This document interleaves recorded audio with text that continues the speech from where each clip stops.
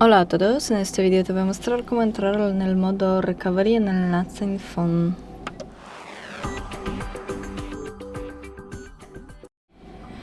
Para entrar en Recovery apaga completamente el teléfono.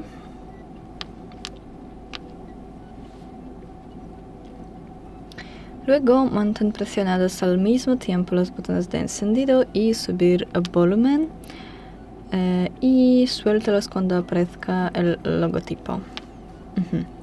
Y en este menú normalmente se navega con el botón de subir volumen y se confirma con el botón de encendido, de bajar volumen. Seleccionamos Recovery Mode.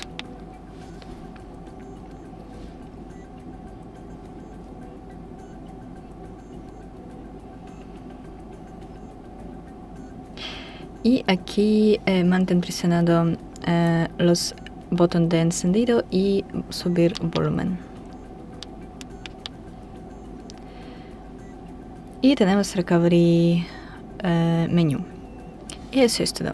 Gracias por ver, denle like y suscríbanse a nuestro canal. Adiós.